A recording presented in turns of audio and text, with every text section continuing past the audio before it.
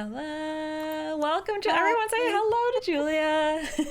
It's nice to meet you guys. Thank you so much, Navarro, for having me on. Oh, my pleasure. It's so nice. It's so exciting. This is our first time having a game developer on the stream, so it's like really exciting for Oh, me. cool. Yeah. Yeah. Seriously. It's I've Nice. always wanted to, but we've never like had the right fit. This is Mm. a perfect fit because I love these kinds of games and you're Oh. amazing, so it's going to be great. So thanks for being here. Well, thank you. Thank you. This is awesome. Do you want to start maybe just by, basic introduction of what, just in case anybody's here who doesn't know? I think most people are either played your game or saw me play the game, but, who are you Yeah. and what brings us here? Yeah. So, hi everybody. I'm Julia Minamata, and I made the Crimson Diamond.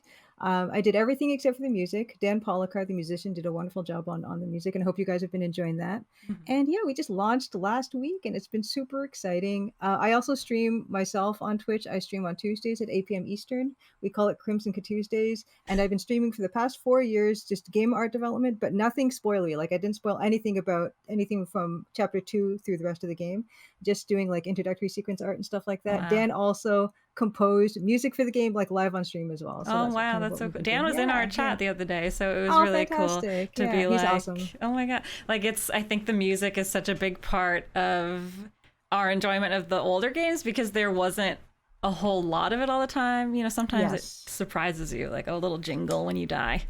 Yeah, that was something that, like, I mean, the reviews have been like every review's been positive so far, which has been amazing. Like more than 150 reviews on Steam. Oh my goodness. But some of the feedback, of course, is stuff like, so some people they're used to that, like a lot of silence in the game, Mm. and then and some people are saying that, they wish that there was more music or ambient noise in the game. And I know for some streamers are used to like having some ambient music just all the time when they're playing, Mhm. and because they don't feel that comfortable with the silence, and some of them like don't mind the silence. It's kind of like we were talking actually, me and Dan the other day about, yeah, should we add more ambient sound, and we were talking about maybe doing more ambient music, but we decided just to leave it as it is because it seems like for the most part people are okay with it. I find the balance to be nice. I definitely like where there is audio, like when we've died or something exciting, like the eavesdropping audio is so Mhm. cool. It almost makes it more exciting when there is audio when it's not there all the time. But I'm Oh, good, I'm definitely like glad. when I played Police Quest, I had to put on some background music because there's Mm, pretty much no music, so I found it sometimes awkward. But mhm. yeah, it makes it stand out, I think, a little bit when there is audio. But yeah, it's a personal. I'm sure you've had to butt up against that a lot of like what is a personal like a choice Yeah. of what you would like as a player versus what maybe modern games are more known for doing. Yeah, and to be honest, for my own personal choice, I remember playing like Police Quest. Well, not exactly Police Quest, but other Sierra games, King's Quest, and things like that. And they did the same thing. Well, for them, they didn't have enough room on the disc to have constant music, and I guess I kind of got used to that. And I actually prefer like that contemplative silence, and then punctuated by, yeah, those musical Yeah. stings or sounds and things like that. Yeah, Yeah. that was actually, I mean, we can get into what made you make this game, but I was very curious comparing your game development journey to how the classic games would have been made, right? Hmm. Like you said, disk space would have been a problem. Technology Yeah. at the time would have been a problem. So Yeah. when approaching a game that is modern but inspired by those games, like how did your development process differ? Right. It differed drastically because I had the advantage of all these amazing new tools at our disposal for making games. I use something called Adventure Game Studio for my game, which is like totally purpose built for making exactly that. Oh. And when things like the Colonel's Bequest came out or King's Quest came out, this was like the kind of the industry was almost like in its infancy for adventure games, and the people that were making the games were actually having to also make develop the tools that they were using to make their games as well at the same time, Hmm. which I can't even imagine like that Yeah. idea. So they were super technical about what they were doing, and they were involved not only in the creative side but the engine development side simultaneously. And so from that standpoint, I was able to, when I came in, when I started making this game like many years ago, I was able to, get a hold of Adventure Game Studio. I could watch let's plays of Adventure Game Studio made games. on YouTube. I could watch tutorials about Adventure Game Studio. I could visit the forums, ask questions, and none of that stuff was available to people, like 30 years ago when Yeah. they were making games like this. It was completely different. I was able to accomplish something kind of similar to those Sierra games, but kind of on my own because of the advantage of the tools and the resources that I had. Yeah, it's amazing. I mean, it's incredible that you have it's such a different experience, but kind of walking that path of like the tools that they invented or used Mhm. 30 years ago. What made you, starting from the beginning, like what made you want to make this game, the Crimson Diamond?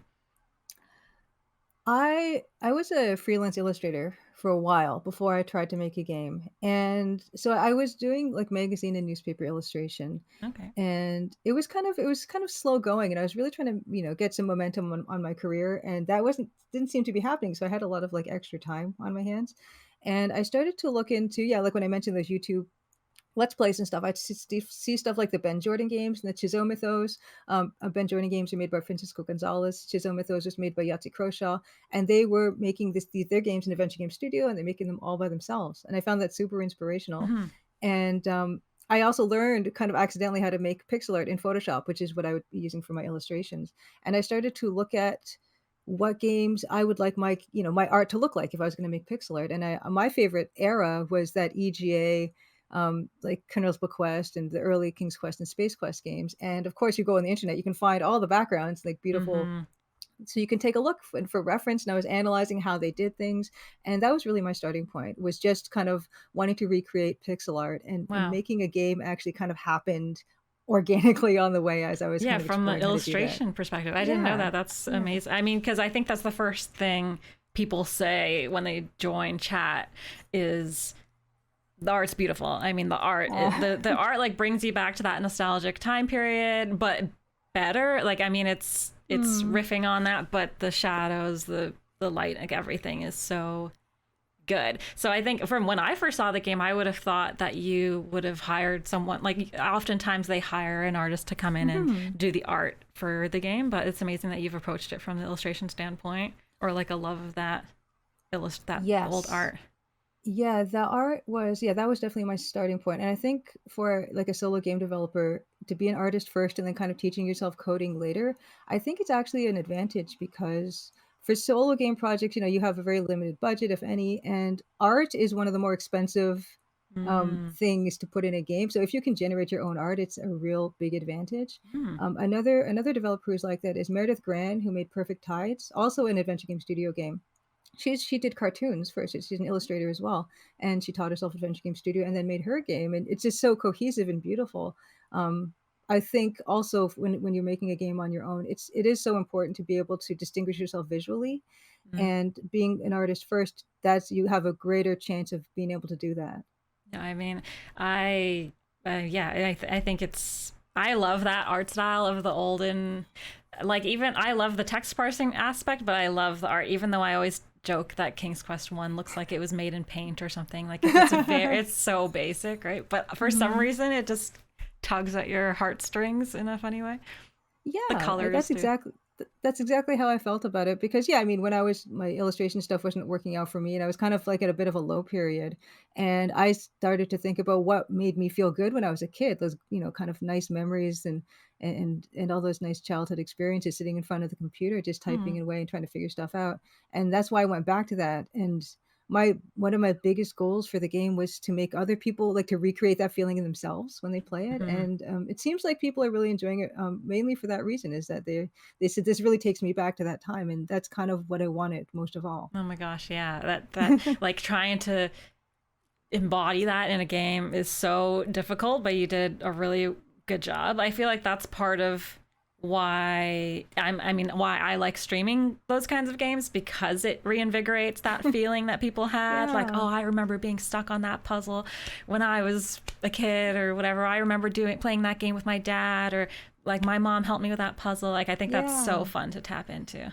Yeah, and Dan, the musician, like he volunteered to use the Roland MT32, the synth that was actually used back in the day, which is incredible. The Yeah. fact that he bought one off the internet and figured out how to integrate it with his current, modern setup, because it was really important to me that it looked like that time period. So that Hmm. particular 16 color palette But what Dan brought to it is it authentically sounds like that at Yeah. the Oh same yeah. time period because he used the same synth.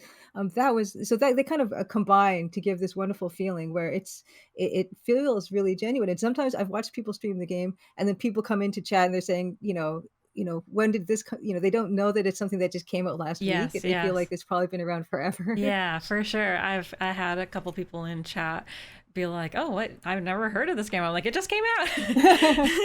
It's not retro." How has it been watching people play the game? Because that's something that's so interesting. I feel like Sierra didn't have a chance to watch people Yeah. stream the game and experience the game, right? Maybe they had Yeah. helpline calls, but you're able to watch people in real time play the game. Like, how has that been?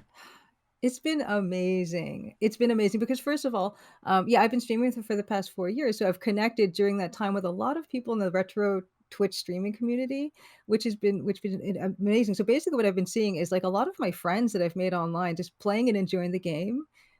That's been what an amazing experience is to see.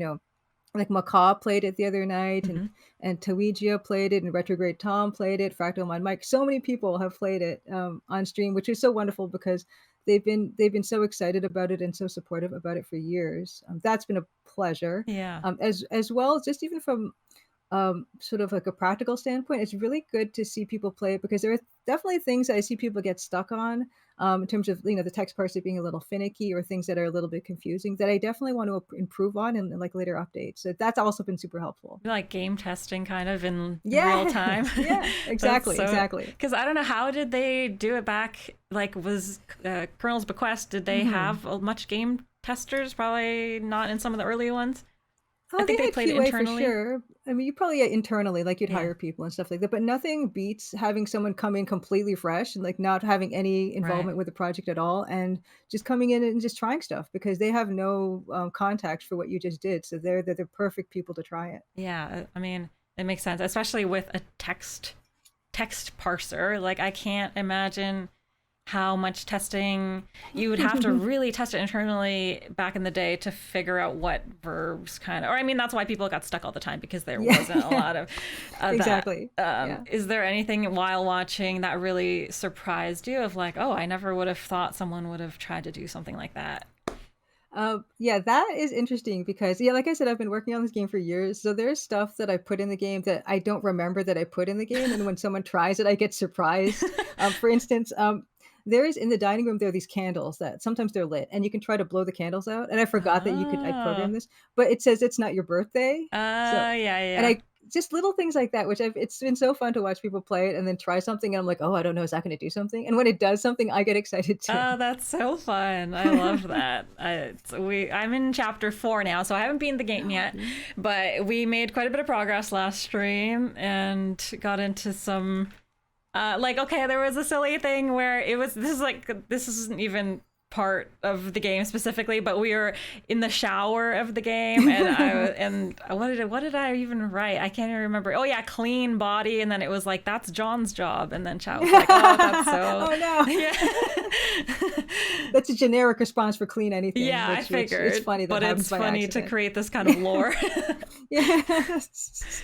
But I think that's the most interesting part, and I love text parsers. Text parsers are my favorite retro games to play. So I think when it came to developing a text parser, like, how did you choose where to be meticulous, like what language to use when designing Mhm. the game?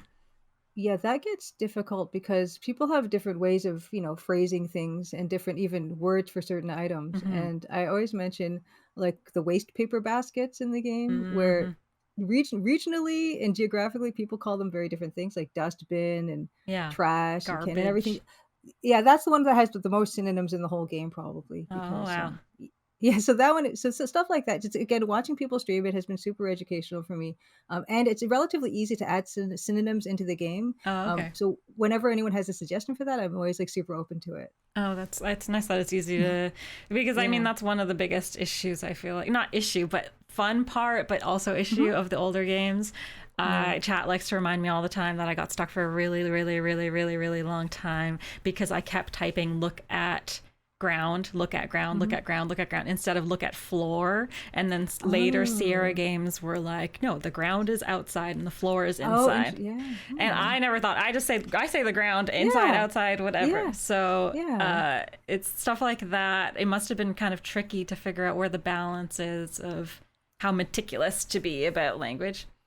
Yeah, it's super tricky, and I still haven't it's not perfected yet, and there's definitely some places where yeah, like I said, I wanna go back and with my updates and make the text parser a little bit more flexible for people because it tends to be like, yeah, people do tend to get stuck in the same places. But luckily, yeah, we're living in now a digital age where I don't have to mail everyone out patch discs, for Right. them to Yeah. like Oh my God. so it's easy enough to update it when I need to do it. It's just a matter of, like, getting down to it. Yeah, I mean, so far I haven't gotten stuck on anything, so I think it's a huge improvement, and that seems to be something that turns people off of replaying some of the Yeah. old games is getting stuck on Yeah. language things. I Yeah, like it, but Unfortunately for my game, which is another thing they couldn't do back in the day, is in the main menu, there's like an online hint book that you can consult. So if you're really super stuck, hopefully I'm hoping that this is the case, that the hint book will be able to actually just tell you exactly what you need to input to progress. If you're stuck, if you know what you need to do, but you're kind of stuck on the wording. right, yeah, that makes sense. You didn't want to give people your home phone number to call you for hotline. Just charge $1 a minute and then Exactly, call you, exactly. There, Julia. there, There is a donate button on there, so people do appreciate that the fact that it exists. That's There is good. one on there. But most importantly, what I wanted for people to do is I just wanted people to enjoy the story fully and not get too frustrated. I Yeah. want people. Yeah, I was really proud of what I got to do with it, and if people can finish it in whatever 7 to 10 hours or something, and they get that satisfaction, then that's great. That's exactly what I want. Yeah, I mean, that makes sense for sure. Your balance. I think there is a great balance in your game so far of the the challenge of and the feel of the Sierra games, but with still more fun than like I remember the LucasArts manuals being like, unlike those other games, like this is for fun because Sierra I feel like was very aggressive and didn't care as much. And they okay, not that Sierra doesn't care about having fun, but just they didn't care if they killed you a million times, right? Hmm. I've gotten killed a couple times in your game, which is very exciting. But you Nice. didn't focus on the like silly deaths. Was that like a No. purposeful choice of people having fun? Absolutely.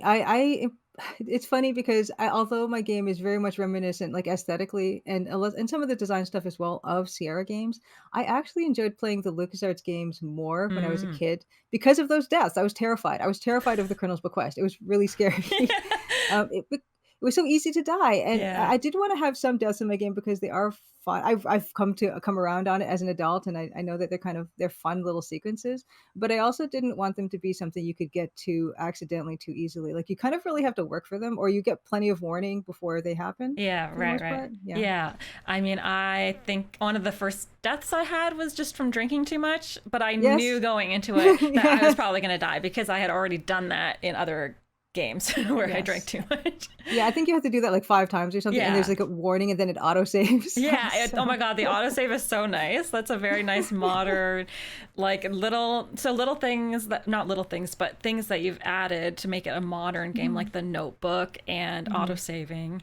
Like, how did you approach that of like, I want to make a retro inspired game, but I also want mhm. it to be better for players? Yeah, and so this is another part of the benefits of actually being having streamed on Twitch, and also when I stream on Twitch, I don't only stream like in my game development, but I also tend to end the evening off with playing a retro adventure game. And I've been playing like retro EGA adventure games exclusively, which there's no shortage of, it seems. And what it's been really not only has it been entertaining for me, and also a chance for me to actually get around to playing games, because a lot of game devs will tell you that they don't seem to have time to actually play games anymore. Hmm. But because I'm now streaming them, like, it at least gives me, like, 45 minutes or something per week where I'm actually sitting down and playing something. And playing the older stuff is just super educational because not only do I get to see how they handled doing EGA graphics, but also, like, every other aspect, like the game design and stuff like that. And, it's been super good because there's sometimes when there's things that, feel super difficult or challenging or kind of annoying, like annoying mechanics, that I say, well, I'm going to remind myself that I'm going to try to make sure to avoid those things or improve on these other things. So that's been a super helpful way to get to. remind myself of that stuff. As well, of course, from there's been many years since those games came out, and playing even something like Thimbleweed Park, where I got the idea to do a notebook from, because no, I really appreciated the notebook that was in Hmm. Thimbleweed Park, as well as other adventure games. Like everyone's kind of been like, improving on the designs over the years, and so I've also super taken advantage of that.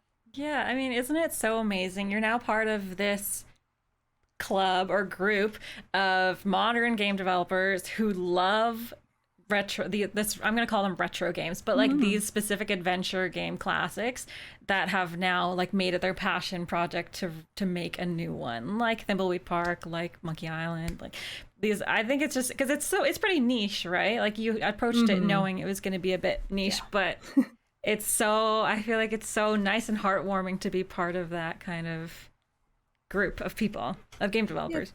yeah, thank you. Yeah, I did know going into this that it was going to be super niche. Like, you don't see a lot of games coming out nowadays. Like, there's adventure games coming out, which is already a niche, but you don't see a lot of adventure games coming out nowadays that use this color palette, the EGA color palette. Hmm. And especially, you don't see a lot of games coming out, adventure games nowadays coming out using a text parser interface Yeah, either. for sure. Which, yeah, I mean, and there's a lot of reasons why that is. I mean, part of it is like you can't really play this on a console, although I've heard good things about people playing it on Steam Deck. I saw that. Um, Yeah. yeah, also things like there's the text parser can be difficult to localize. There's actually a lot of writing in the game too. Yeah, a lot of reasons why it wouldn't make sense if you're trying to reach like the broadest possible audience to do something like this. And I did know that going in, but I made it this way because yeah, it's kind of we haven't seen this very often nowadays for For sure. those reasons. Yeah. But the good thing about it is the people who are into that type of thing and know they haven't seen something like this come out very much nowadays are super excited about it. They've been very, very positive. Yeah. I mean, I am so excited that it's a text parser because there are a few point and clicks that have come out in recent years and continue to be point and clicks that are coming out. I'm wish listing them all over the place on Steam, inspired by the old point and clicks. But text parsers, yeah, Hmm. not as many for sure. So I'm glad you went Yeah. that route selfishly. I Thank like you. it. Thank you. Can It's you? also Oh, really go been ahead. it's also been really cool to watch like younger streamers as well, like people who've never Mm. played text parser adventure games, like super really enjoy it too. That's been I was kind of hoping that that would happen, and seeing a little bit of that happening is really nice too. Yeah, that's me. I love to hear that. I love that Hmm. new because I mean, I personally didn't play them in the 80s and 90s as Hmm. much. My brothers played them and then I got into them recently with streaming and stuff. But it's so nice. I hope that it continue. I hope that new players keep joining the genre. Yeah. Yeah. Is there a favorite what's your favorite text parser, let's say? Or one Good of your favorites? I question. know there's so many. Good question. I might actually have to see because if people usually ask me what my favorite adventure game is, and I already know what that one is, which is Secret of Monkey Island, because if the EGA version of Secret of Monkey Island is my favorite adventure game because it's gorgeous EGA graphics, game design, humor, all that stuff. But I don't know if anyone's actually asked me what my favorite text parser game is. But you know what? At first, I would have to say probably it would have to be like maybe Quest for Glory 1 or Quest for Glory 2, Hmm. because the art is incredible and then they're epic adventures. I love the multiple ways of solving puzzles in those games because you play, different classes. You're either like a fighter, Yeah. like a wizard, or a magic user, or Yeah, a yeah. thief. Um, yeah, I think if I had to say my favorite text person game, it would probably be. Oh, it's hard to say between Quest for Glory 1 and Quest for Glory They're both 2. good. They're so They're good. both so beautiful and well done. And yeah, I'd have to say maybe a tie for those two. I didn't realize going into the Crimson Diamond that there were going to be different ways to solve puzzles, Hmm. like Hmm. multiple choice things. I think I gave Albert almonds instead of annoying him with conversation. Yes. Oh my gosh. I heard one of my testers mention that. And so yeah, these testers I have, they're finding stuff that they didn't even notice. And one of my other testers said, "Oh, I didn't know there was a conversation I missed in chapter 1." And this person has tested a lot. It's Wow. kind of amazing to see that in Yeah. people, like this is stuff that people are missing after all this time. Did you know going into it that you wanted there to be multiple ways to solve things? Yes, because the one of the issues that people tend to have with adventure games is limited replayability. Mm. And I tried to solve that in a few different ways. One of the ways was, yeah, I wanted it to feel like you had a lot of freedom in the game, and what that meant is I did want there to be multiple approaches to certain puzzles, like not every puzzle, but certain puzzles where I felt like it made sense. that it should work that other way. Or Yeah. sometimes when it was funny, like offering Albert the almonds, which I totally that's another thing where I just literally completely forgot I did that until like yesterday or today when one of my testers said, "Oh, I just realized that you could do that." I'm like, "Oh yeah, I totally forgot that." So in that aspect, I wanted to encourage a bit of replayability. So if you're watching someone play and you're like, "Oh, that's not how I did that," so that's also Hmm. super nice. But also other ways that I wanted to encourage replayability is I mentioned that there's that notebook that does your objective tracking, which tells you how to progress the game. But there are lots of things you can miss if you just stick with the notebook. Like there's a lot of conversations you can miss and sequences you can Hmm. miss, which can help you figure out what kind of ending you're going to have. Additionally, there are some different endings depending on certain decisions that you make or certain things that you've observed, and those are kind of the main ways that I try to encourage people to want to replay the game. And judging from the reviews, it just seemed like people are super eager to get back in for like a second playthrough, Yeah, which is I mean, nice. I think that's a really good point that I get so frustrated when I'm like, I know this is supposed to work. It makes logical sense that I can solve the puzzle Mhm. this way. Like, how Mhm. dare you, Roberta? Yeah. So it's really nice that you considered that and you really seem to make an effort to not allow the player to get super frustrated. Yeah, which goes back again to, having the notebook, and there's something you can type in a review at any time, and Right, it's gonna tell yes. you, like, what your next objective is supposed to be. The online hint book, I knew going into it that, yeah, text parser is the difficulty curve is, pretty drastic, especially if you're not used to that, which is another reason why I have, the tutorial room that is kind of gonna show Hmm. you the ropes on how to use the game. I knew it's a difficult interface to work with, but I ultimately feel like it's a super rewarding and very immersive interface to use. Yeah, I mean, I love it. I think the other way that you did it to encourage people to do things in different ways is not including the use verb. So, what Mhm. went behind your thought process of not having the player be able to use the word Right. use? Yes, that one is a little bit divisive for sure.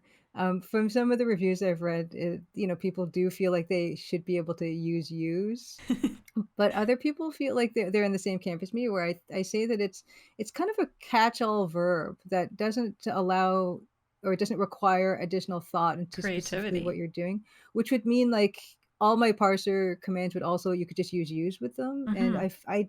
I prefer people to have to do that extra bit of thinking, and your mileage may vary, of course, from player to player. But yeah, I'm gonna stick with it. I was just talking to Dan about it just before we even got onto this today. Where I'm like, yeah, we're gonna stick with it. Same with the ambient noise and the wall to wall music. It's just we're probably just gonna stick with how it is. Yeah, I mean, I think I like the lack of the word use. Of course, it trips me up sometimes because I'm so Yeah. used to just typing use.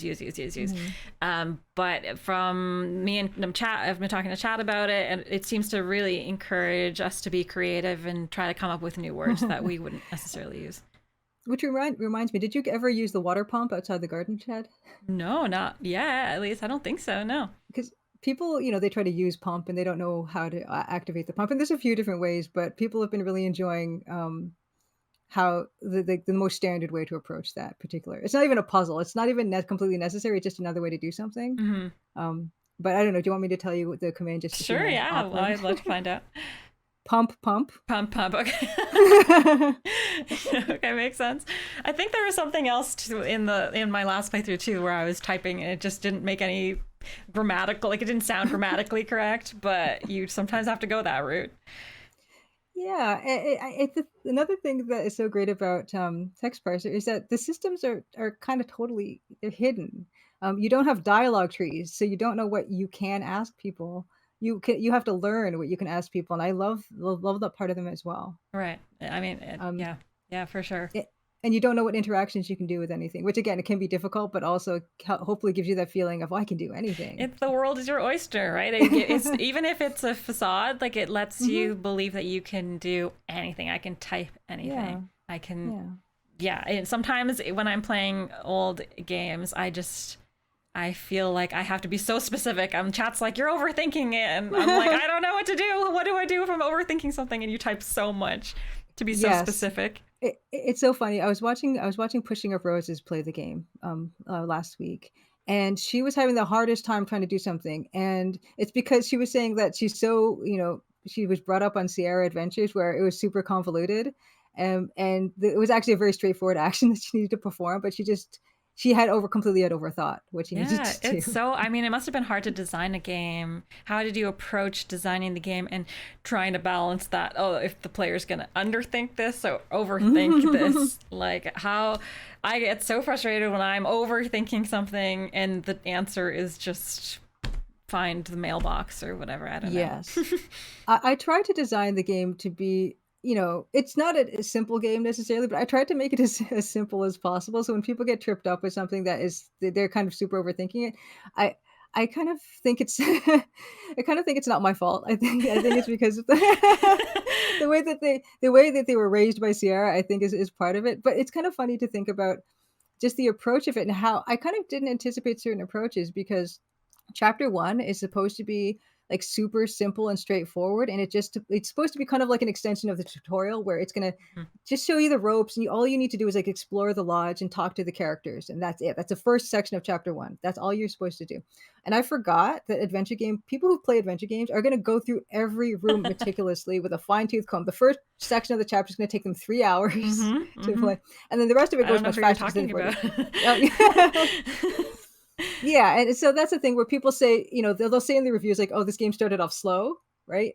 And it's just like what's That's the happened is that player's choice. yeah, Yeah. people are playing it this way so that it just kind of did, and I totally should have like foreseen that when I was making it. It's hilarious to imagine like a character, like if you were thinking of it as a movie, the character is supposed to arrive and like talk to people, and then that's all good, just explore, and then the adventure player is like in the fireplace collecting soot and like putting it in her pocket. Like I don't know exactly why are they doing that? We just we're raised by the trauma that Sierra has imposed on us.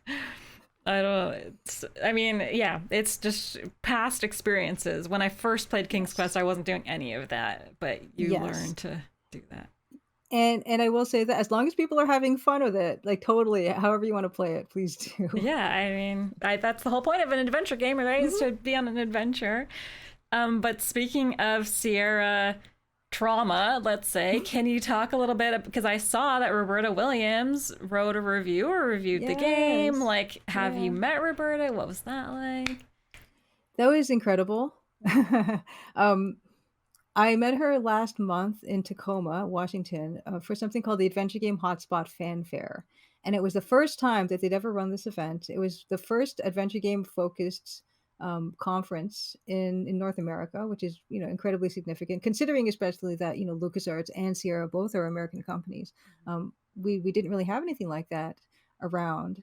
And Adventure Game Hotspot was wonderful. They actually sponsored me to attend the event, which is lovely. I was on 2 panels, and there was an awards night where I got to induct Roberta Williams and Mystery House into the Adventure Game Hall of Fame. Oh my gosh! Which I nearly started bursting out crying like as I was doing it, because I didn't know that she was actually going to come up and accept an award that I was going to give her on stage. Yeah. Oh my god. So that was like completely It's just mind-boggling. Mind-boggling, like full circle moment of just saying I got to chat with her a little bit during the event and different times. And then I sent her a key, and she checked out the demo a little bit, and she wrote me the blurb, and she was so supportive of what I was doing. Nice. It's just kind of hard not to like get kind of emotional about it. Yeah. Oh my god. Because I wouldn't have done this without what she had done. Yeah. It's such an inspiration that she made the games, that she did so much for Sierra and created Sierra and all the adventure games that we play still so many years later, and that she's still invested in future adventure gamers and games is incredible. I do think I have a bit of feedback. I think, how in some of the old Roberta games, she puts her face on the screen when you die. I think you need to put your face on the screen. Oh my gosh, that'd be so funny. I actually do have like my profile pic and like all my social media is like an EGA portrait of myself. Yeah. So it'd be super easy to I feel like it's so, because she seems like such a nice lady. But every time I die, it's like her face, like, be more careful, idiot. Yeah. And I just love that like passive aggressiveness. So I think if you make a sequel, you need to put your face every time they die. Just be like, I told you. Next time, be more careful. Like, what do you want from me? Be more careful. That's so cool that you got to meet with her. I mean, I've been chatting your ear off here. I guess I just wanted to ask one more question about if Sure. there's anything in the game that you put in just for you that like we might not have realized. Wow. Okay, let's see. There's a lot that I put in over time, but I guess the one that first comes to my mind is there is a painting in one of the rooms in the room that Corvus and Jack are sharing, which is this. There's a tuxedo cat. There's a painting of a black and white cat Mm-hmm. above like the right hand bed, and that was our last family cat, Dido Cat. Aw. And people who've been coming to my stream know about Dido Cat. Dido Cat was like the sweetest little tuxedo cat, and she has gotten to live on not only in the game but that exact pixel art I used it I used well a slightly more upres version of it. I made a cross stitch of it. My mom, my lovely wonderful mom, she made a patchwork quilt of the exact same Aw. pixel art, and she actually makes an appearance in another game from one of my adventure game developer friends, Inspector Waffles. She is a wool ball card. So there's like some collectibles in that game. There's like wool ball, which is kind of like basketball, and there's like these little wool ball card characters. And yeah, and invited me to like years ago to do one for him, and so I did. So she actually lives on in a couple different places. That's So so that was kind of one sweet. of those That's things super for me. sweet. I'm glad Yeah, to find that out because I think someone from chat was wondering what the paintings in the game, what their meaning yeah, was, or if they yeah. had. Most of them are real paintings or posters. I love Art Nouveau art, and that I put I had every opportunity, not everything, but most of the paintings and posters in the lodge are based on actual artworks. So there's an Alphonse Mucha tobacco ad in the upstairs pink bathroom. There's a few absinthe ads that if you just Google like Art Nouveau absinthe poster, you'll probably find exactly the ones that I refer to. And as well, I included a couple paintings by Group of Seven painters, and the Group of Okay. Seven. I mean, you probably know this, Navarra. Yeah. That they were a group of Canadian painters from around that era. And there's one at the end of the hall in the upstairs hallway that is by Lauren Harris, which is an actual painting that he did. And there's one in the parlor that's by A.Y. Jackson. Wow. I mean, it makes more sense now knowing that you approached it originally as an illustrator. It makes a lot of sense. Yeah. Yeah, I like to think of one of the things that the Group of Seven did was they'd actually would travel up north. They do like plein air painting, which is like they'd paint in front of actual wilderness. And I'd like to think that they might have taken a trip up to Crimson at some point. Oh, that's awesome. Yeah, I mean, and yeah, there's a lot. Speaking of that kind of era, there's a lot of knowledge on obviously geology in the game. Is that something you really had to? Is that like a hobby of yours or something you studied for the game? It was an interest that I've always had a bit of an interest in like geology and mineralogy. But yeah, doing the research for this game actually has enhanced my appreciation and my enthusiasm for that hobby, and to the point of last year, I went to something called the Bancroft Jamboree, which has been around for like 50 plus years. My parents took me and my sister when we were kids, like way back when. And I revisited it for the first time last year, and it was fantastic. I bought a bunch of different specimens. I went on like a rock hounding tour. There's an Wow. area nearby that is known for its fluorite, which is this beautiful purple rock Mm-hmm. mineral. And I dug up some fluorite, and I had a wonderful time. Yeah, it has made me That's so buy cool. like more rocks and like add to my rock collection. But even going to the lakeshore, Lake Ontario's lakeshore, and just picking up the rocks that I think are really cool. That's so fun. I mean, it's nice to meld these two like kind of Yeah, big interests into yeah. your game. And that's probably the cool part about being a single developer that you can do whatever you want or not. You know. Yes, I can. Doing whatever I want was okay. It's kind of a double-edged sword, of course, because you get to do whatever you want, but then you have to do everything at the Mm-hmm. same Yeah. time, Oh my goodness. Yeah. which can be a bit overwhelming. But overall, I do like the fact that I've gotten to put all these little details in the game that don't necessarily contribute to finishing the game, but it's just stuff that adds to the setting, like being able to sit in most of the rooms. Mhm. Yeah, like my own hobbies and interests, and even being able to express myself not just visually, but through the story and the game design and the puzzles and all those things. It's been incredibly satisfying to be able to express myself in all those ways and then have people appreciate it. I love that. I feel like we're learning about you a little bit as we play It's this all game. me. Yeah, it's like Yeah. this thing is incredibly, personal. Like the people say that you shouldn't, take it personally or whatever. And it's very hard not to do that when you've been spending like more than 6 years on something that you've completely done, except for the music, of course, you've completely done.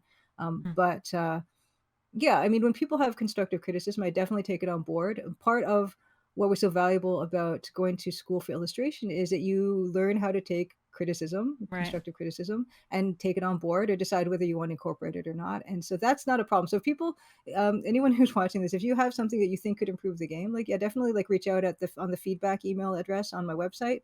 And it's not like it's gonna like hurt my feelings unless you're mean about it. um, I'm still very focused on making the game better, and there's a lot of different ways I can do that, based on a lot of the wonderful feedback I've been getting. That's awesome. Good to know for sure. And of course, anybody playing the game who enjoys it, write a Steam review. Yes, please. That's very helpful. Yeah. I think the only other question that we had, I'll end with a final question from chat, which is what was your around your decision making to have a point system or not to have a point system? Yeah, that is something I decided on like pretty late in the game.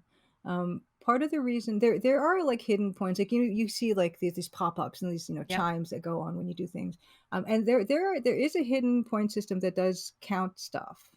That does exist in the background, but I didn't really want people to focus on that. Mm-hmm. Near the, I mean, you haven't gotten to the end, so I don't want to spoil it for you. Mm-hmm. But there is ways that the game evaluates you at the end that I think are more important than the just focusing on a points number. Mm-hmm. That makes Um, sense. Yeah.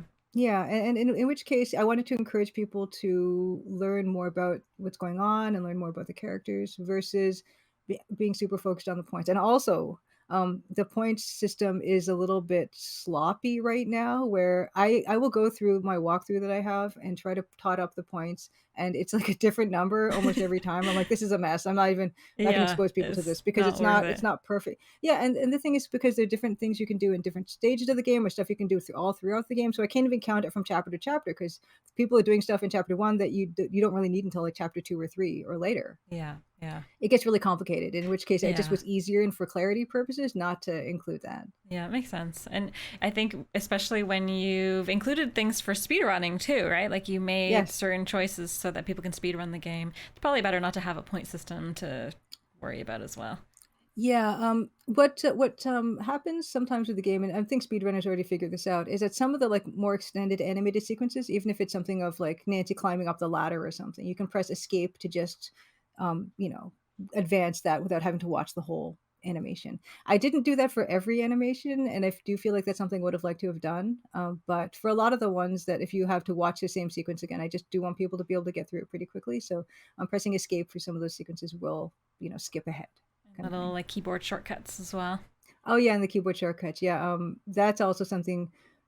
It started out pretty early, but then there was a movement keyboard shortcut that I put in later in the game for like you can go WW and then space, W for west or east or north or south, and she will go in those directions. Hmm. Um, and part of the reason I did that was, yeah, some people, it can sometimes be really finicky to try to get out of a doorway or something, Yeah. and I wanted to kind of help people with that if that's an issue that they're having. Yeah. I mean, it's great. And I hope lots of people speedrun the game and make it a thing for you. That'd be Yeah. fun. Well, I mean, thank you so much. And if there's anything else you wanted to share with everyone, you're welcome to. But I really appreciate Um, you coming on and chatting with us, right, Chad? It was great. I'm so aw. excited. I mean, I have to kind of end the chat so that I can go play the game and beat the game. Thank you for having me. Yeah, I guess all I can really say is, yeah, thank you. The launch has been wonderful so far. So thank you so much to everyone who has bought the game. Thank you to everyone who's reviewed the game. It is available on Steam. It's also available on itch.io. It's going to be available on something called Fireflower Games soon. I'm working on getting it on GOG. I know that's what people have been asking. But yeah, it's just a matter of I need to like check in with them to see what the status for that one is. That's something we're working on right now. Yeah, it's been wonderful to just have it out now, and I've been kind of keeping so much of the details of it kind of under my hat, everything from chapter 2 to 7. It's really nice to watch people get to the end and roll those credits, and Yeah. yeah, I mean, I can't wait. And I think yeah, it's really a good opportunity for people, if they're able to support a game like this, mm, to encourage, more adventure games to live on, this like genre to live on. Like we said, it's a bit yeah, niche, especially text parsers. So hmm, I think if people are able to support the game on Steam, it goes a long way to encourage this yeah. genre to continue. Yeah, yeah, and I did self-publish this game, and I do have sequel plans. I have notes for a sequel. Hmm. I've got like a working title, and I know basically what I want to do with it. And I would love to be able to self-publish the next one, Wonderful. so I can have that same control that I had with this one. I had all Yeah. the control about when Yeah. I wanted to launch it. Being able to sit in the lodge, all these things I was able to completely dictate on my own terms. And ideally, I would be able to take whatever happens with this game, bring it forward to a sequel where I can dedicate myself full time to making it. Yes, I mean Yeah. I hope that too, and I hope I really want to see more games like this continue, and I love it so far. So I Oh, thank really you. hope that we can make that happen, or the community makes it happen for you. Yeah. Thank you. Thanks so much. Okay, I'll let you go, but Okay. thank you so much for chatting with us Yeah, today. thank you, Navarro. Like honestly, stuff like this is also so great. Oh, Is my people like you pleasure. who are supporting and boosting like indie game developers. So thank you so much for doing this. This has I been love it. like really It's cool. perfect for it melds two things I love: indie games and retro classics. And so how and text parsers. Oh my goodness, how could I So say no? glad. It's perfect. It's a match made in heaven, and Canadian too. So Yes, of win-win. course. Yeah. How could we forget? Yes, of course. Okay. Take it easy and good luck with the Yeah. rest of the launch. Thank you so much and enjoy the rest of the game. Thank you.